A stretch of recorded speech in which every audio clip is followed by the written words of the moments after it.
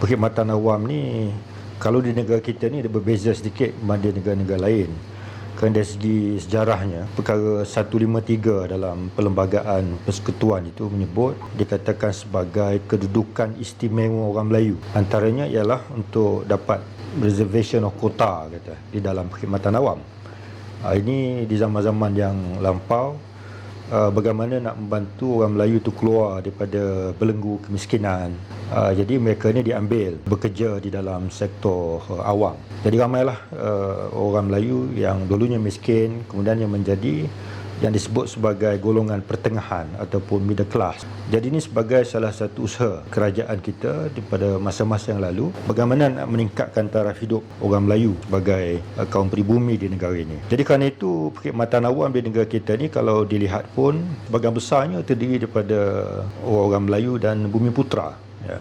Jadi apabila timbul isu pencen penjawat awam yang nak dihapuskan ini, maka sudah tentu dia ada implikasi dari segi kedudukan penjawat awam yang sebahagian besarnya adalah orang Melayu dan bumi putera. Pada masa ini lebih kurang dalam 1.4 juta penjawat awam di negara kita. Jadi berbalik pada isu pencen itu tadi, kalau kita nak bandingkan pendapatan ataupun gaji mereka yang bekerja di dalam sektor awam dengan sektor swasta ini, sektor swasta itu pendapatannya lebih lumayan berbanding dengan sektor awam. Tetapi kenapa orang memilih untuk bekerja juga dalam sektor awam ini? Satunya kerana tarikan dari segi pencen. Walaupun mungkin pendapatan dia tidak standard dengan sektor swasta, tetapi selepas mereka bersara, ada jaminan pendapatan selepas bersara itu. Terutama sekali dalam keadaan negara kita pada hari ini disebut sebagai negara yang orang kata aging nation. Semakin ramai orang kita ni yang dapat hidup lebih lama kerana faktor kesihatan yang bertambah baik. Jadi 20 tahun selepas bersara itu, kalau tidak ada pencen, apa akan jadi kepada mereka? Itu antara pertimbangan-pertimbangan selain daripada benefit, misalnya kata kesihatan, hospital, mendapat rawatan di hospital-hospital kerajaan dan lain-lain. Nah, isu pencen, apa dia masalah dalam pencen ini? Masalah pencen ini ialah dari segi tanggungan kerajaan. Setahun dalam sekarang ini kerajaan terpaksa membelanjakan dalam sekitar 32 bilion setahun untuk membayar pencen pesara-pesara kerajaan. Dan jumlahnya akan meningkat dari tahun ke setahun. Mungkin ada disebut itu dalam tahun 10 tahun lagi akan meningkat pada 40 bilion setahun dan dianggarkan kalau berterusan ini mungkin terpaksa belanja sampai ratusan bilion untuk keseluruhan secara keseluruhan untuk membiayai pencen. Dan masalah tanggungan fiskal yang besar ini bukan negara kita saja. Negara-negara lain di dunia pun mengalami perkara yang sama. Britain, Amerika Syarikat, Perancis, Jepun, mereka menghadapi isu yang sama. Dan sudah ada yang disebut sebagai pension reform. Mereka pun dah fikir bagaimana nak mengadakan reformasi sistem pencen ini dalam konteks kata fiscal consolidation. Kerana apa? Kerana perbelanjaan kerajaan ini bergantung kepada hasil. Kalau hasil yang dikutip oleh kerajaan itu tidak cukup untuk menampung perbelanjaan, itu akan jadi satu masalah kepada kerajaan. Misalnya hasil kerajaan dikutip, apa sumbernya? Cukai. Cukai langsung, cukai tak langsung. Kita bayar cukai pendapatan. Semua kita kalau bekerja, kita bayar cukai pendapatan ataupun cukai korporat. Ataupun cukai tak langsung. Sekarang ni SST dikenakan. Itu cukai tak langsung. Sebagai besar hasil kerajaan ini atau revenue itu adalah daripada hasil cukai. Ataupun dividen. Petronas bayar 30 bilion setahun. Bayar kepada kerajaan. Berapa kita punya belanjawan setahun? Lebih 300 bilion. Dan sebahagian besar daripada 300 bilion itu ialah untuk menampung belanja mengurus. Dan belanja mengurus ini termasuklah pencen, emolument ini. Dan belanja mengurus ini kalau ikut kebiasaannya atau peraturannya, di peraturan kewangan, kerajaan tak boleh pinjam untuk menampung belanja mengurus. Kalau nak menampung belanja pembangunan boleh pinjam. Misalnya nak bina hospital, sekolah, jalan raya, boleh pinjam. Tetapi kalau nak menampung belanja mengurus, kerajaan tak boleh pinjam. Dia mesti bergantung kepada hasil. Jadi masalah yang kita hadapi sejak beberapa tahun kebelakangan ini, hasil tu dah dah hampir orang kata mencecah ceiling nak menampung belanja mengurus ni. Jadi kerana itu kita lihat kerajaan pada hari ini dah mula memikirkan macam mana nak mengurangkan perbelanjaan mengurus. Itu termasuklah nak mengurangkan beban bayaran pencen. Kalau kita dapat kutip hasil lebih, saya rasa tak ada masalah. Tapi kita tahulah keadaan ekonomi pada hari ini. Misalnya KDNK kita lemah, ya. Jangka 4%, 5%, dapat 3.8%. Itu dari segi growth. Ekspor pun dah kurang. Baru-baru ni kata indeks harga pengeluar pun dah jatuh. Apa maknanya? Maknanya produktiviti kita dah pun makin berkurang. Kenapa permintaan orang berkurang? Kenapa permintaan berkurang? Kuasa beli kurang. Bila kuasa beli kurang, saya ingat hasil yang dikutip oleh kerajaan pun akan berkurang. Misalnya, kerajaan meletakkan SST 6%, 8% dah naik, ya. Tapi kalau orang tak belanja, dapat tak kerajaan kutip hasil SST? Seperti mana yang nak target nak capai berapa bilion, nak capai, nak menampung ni harga belanja mengurus, belanja pembangunan dan sebagainya. Jadi dalam keadaan fiskal kerajaan yang makin meruncing, kerana itu kita nampak rasionalisasi subsidi pun dibuat. Bukan saja pencen ni nak dihapuskan. Subsidi yang sekarang ni kita naik kereta, kita pergi ke stesen minyak, bubuh minyak RON 95, bukan? RON 95 tu subsidi. Hari Minggu pun ni saya bawa kereta pergi ke stesen minyak, tengok orang buat Mercedes-Benz, Porsche pun isi minyak kuning. Saya ingat, kenapa isi minyak kuning? Orang ni kaya, kalau dah boleh bawa Mercedes-Benz, bawa Jaguar, isi minyak kuning juga.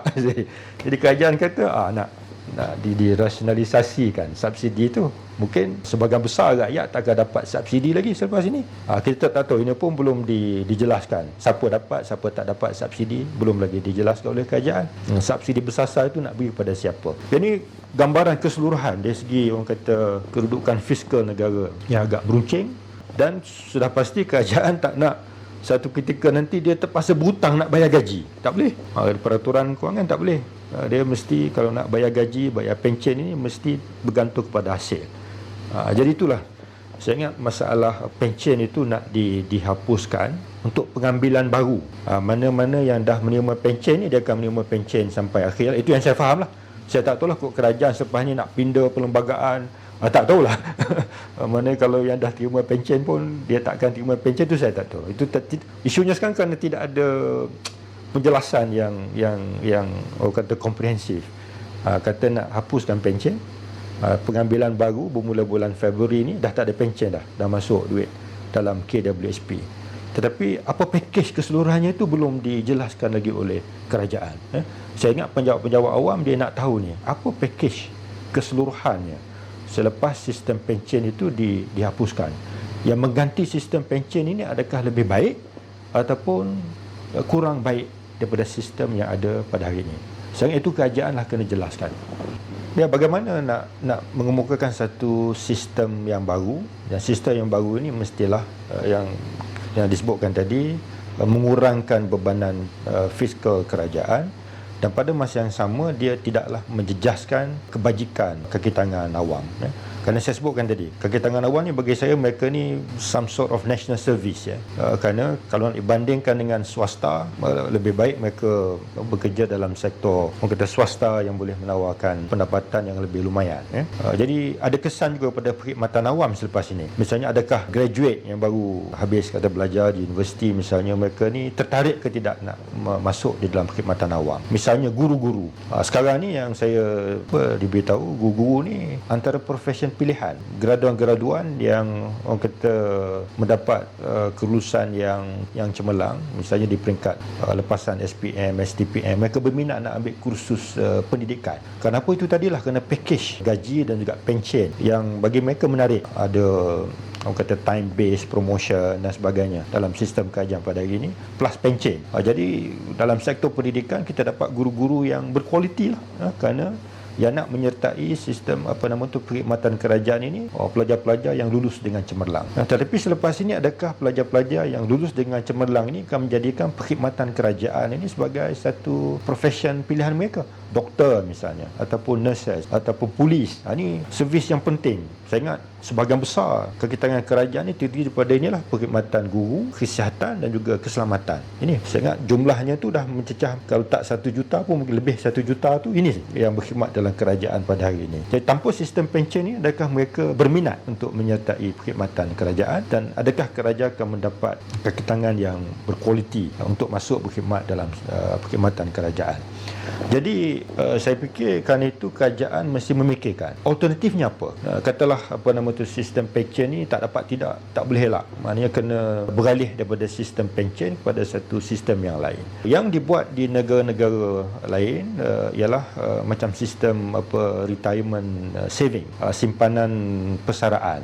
Kita pun ada EPF. Itu pun yang kaki tangan yang baru masuk ni, dia masuk dalam sistem EPF. Tetapi adakah sistem EPF itu cukup menarik seperti mana yang ada pada hari ini? Dia employer, majikan menyumbang sekitar 12%. Ini statutory punya requirement lah. Minimum mesti sumbang, majikan mesti sumbang 12%. Dan pekerja sumbang 11% daripada gaji bulanan. Adakah 12% itu memadai? Adakah 12% itu menarik? Mengambil kira gaji penjawat awam ini tidak setinggi dalam sektor swasta. Dan adakah 12% dengan simpanan bulanan 12% bagi penjawat awam, sumbangan kerajaan, dan 11% sumbangan mereka sendiri. Mana kalau sebelum ini dalam sistem pencen mereka tak perlu potong gaji masuk EPF. Selepas sistem pencen ini dihapuskan, maka penjawat awam pun dia perlu ada potongan gaji masuk EPF 11% daripada gaji dia. Mana take home income dia dah berkurang dan gaji dia rendah berbanding swasta.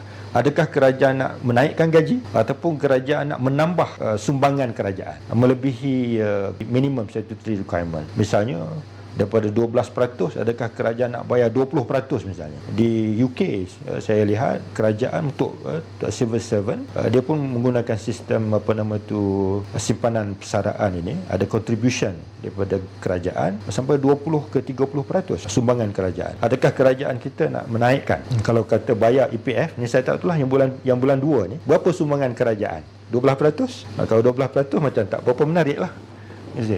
Atau kalau selepas ini nak dibuat satu plan yang komprehensif, mungkin kerajaan bayar kali ganda. Daripada 12%, katalah kerajaan bayar 24%. Adalah menarik sikit. Maknanya kalau gitu simpanan pekerja dan simpanan majikan campur dua-dua tu, kalau 24 campur 11, 35%. Katalah 35% daripada gaji tiap-tiap bulan masuk dalam EPF. Dia kerja sampai 30 tahun misalnya. At least bila dia bersara nanti, dalam simpanan dia di dalam EPF itu agak orang kata substantial, maka bolehlah dia gunakan wang itu untuk tujuan persaraan dia. Kalau gitu mungkin ada orang kata imbal balas, walaupun tidak ada sistem pencen, tetapi sumbangan kerajaan dan pekerja di dalam EPF itu agaknya lebih substantial sedikit. Jadi itu mungkin satu kaedah bagaimana kerajaan boleh memikirkan supaya kebajikan pekerja itu terjamin. Itu satu. Yang keduanya, adakah kerajaan memikir nak menghapuskan sistem pencen untuk semua? Misal apa jadi kalau pekerja-pekerja katalah kaki tangan sokongan, gaji mereka tak begitu tinggi. Kalau masuk EPF pun, maknanya sumbangan dalam EPF itu pun tak berapa besar. Jadi bila mereka bersara nanti, mungkin duit di dalam EPF itu pun tak cukup untuk mereka menampung kehidupan selepas itu. Tidakkah kerajaan memikirkan alternatively, mungkin untuk sebahagian kaki tangan kerajaan yang kaki tangan sokongan ini, kita buat sementara waktu ini kita teruskan dahulu sistem pencen untuk mereka. Jadi ada beberapa kaedah lah yang kerajaan kena fikirkan dan disesuaikan dengan kemampuan kewangan kerajaan.